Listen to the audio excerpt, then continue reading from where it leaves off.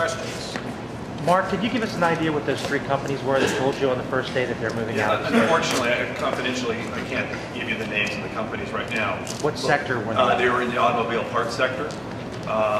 One was basically all different parts businesses. One needed to consolidate factories, and they had a choice between here and Kentucky. Kentucky has a very aggressive program that we weren't able to compete as aggressively with as we would like.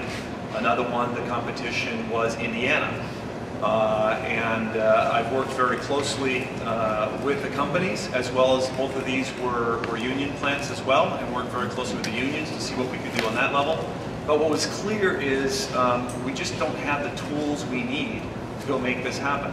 And we have to have those tools, and those tools are available in the JobsOhio type framework that we do not have with the Department of Development.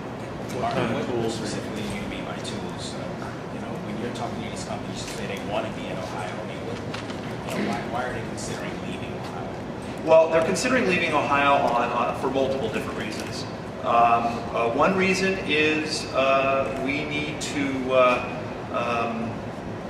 there's regulations in some cases. One of the companies had a workman's comp issue that they had to deal with.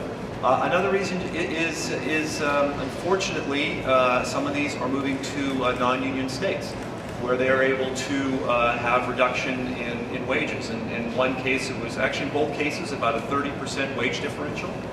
And then thirdly, the other states have created programs that are very, very competitive against, as far as creating new jobs in their states. So what we need to do is we need to look at how do we create programs for job retention. We have some great job creation, but we also need to look at job retention, and that's something we're also looking at with the legislature as well. Are we still in play with these 3 companies, or is this already a done deal that they're leaving? Assistant Director Christie. What can I say? I'm 9 days into the job, guys. So I'm trying to figure out what I can say and can't say. One I know is gone. The one to Indiana. The other 2 are still in play, and we're working actively. I should know, I think, by Friday or early next week, right? Early next week. Look, I mean, why would a company leave? Well, because their bottom line would be enhanced if they leave. It can be it can be taxes, it can be workers' comp, which really are taxes. It can be regulation, or it could be the fact that we got behind the curve.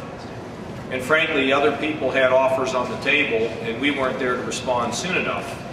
And once the boards of directors, sometimes of these companies, start sniffing the fact that they might move, it's pretty hard to reverse it. I know since December of one company here, they called me up and said they were working with the department, and would I honor what the department was doing? I said, look, yes, I'll do whatever we need to do to make sure you stay. I called him a second time, same situation. Thought we might be in pretty good shape. Find out yesterday that there are 2 other states that have made a significant offer to them.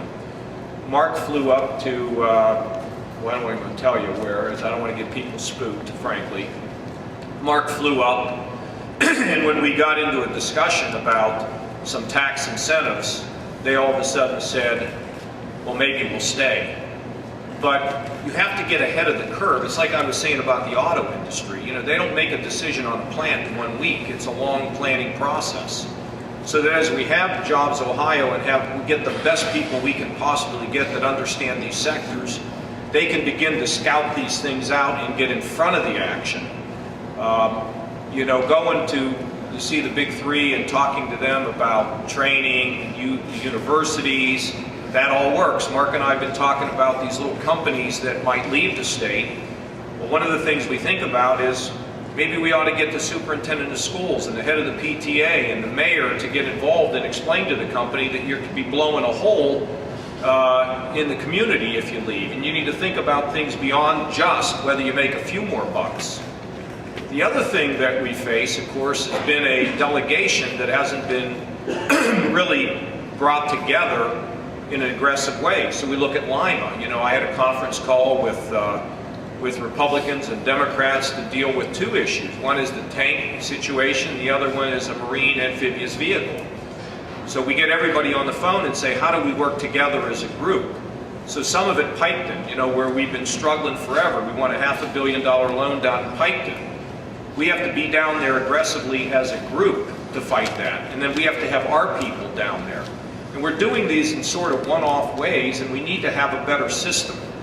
And you know, you think about American Greetings. I mean, I picked that up during the campaign, and then I went up there a couple days after the election, and that's what we've been dealing with, and have had discussions with the leaders about moving legislation. We have to come up with a more systemic way, and we have to have people who just every day get up, and they're sharp, and they're smart, and they understand the sectors, and they can move at the speed of business to get in front of things, and also to come up with new ways to design a program. Furthermore, we also have to create a metrics, because we can't just throw money at every company that says they want to go or they want to come here. You know, which companies are part of a critical supply chain? You know, I'm going to Honda. Why?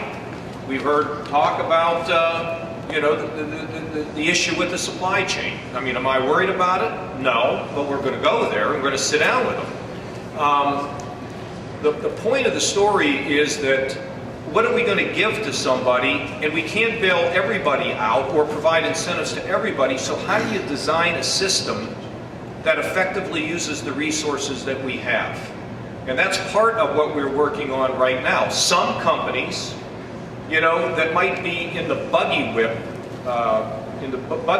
sector are not a company we need to worry about. But when you look at American Greetings, and you realize it's not your old man's Christmas card anymore. This is an intellectual property company with people from Disney and people with extensive intellectual property experience. You don't want to let them go. These are hard decisions to make. But if you get the smartest business people, you put the metrics together, you operate, get in front of things, you operate at the speed of business, then you can keep jobs and create jobs. But I mean, I'm telling you honestly, it's just a lot of stuff coming over the boat. A lot of water coming over the boat. I got a call today about another company that may be sold here. I mean, every day there's either one or more than one that I hear from that says we got a problem. And so it's a challenge. But look, we don't want to panic about this because we can do this. We have knowledge workers. We have programs in the third frontier. If we can move that a little bit more short term, and you heard me talk about that during the campaign about how it needs to be focused, it does. We have universities. That's why I took Gordon Gee and the President Toledo. I'm going to, you know, these universities are great. The community colleges for training.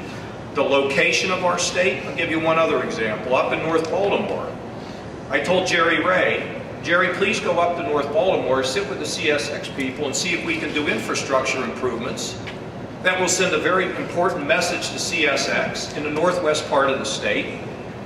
Let's see if we can improve the infrastructure there so we can move more product, which helps everybody. Mark was just up at North Star Steel, where they're talking about a major investment. I think I can say this, just that. Okay. So there are many good things that are going on, but there's also many challenges. Deal with the challenges. You know how I like to describe it? I don't like to describe it this way, but the patient's in the ditch. And there's some bleeding going on. We've got to take the patient out of the ditch, get him stabilized, teach him to walk and then to run and then to win races. And that's sort of the process, and we believe this is one of the best tools that we can have to move us into this 21st century.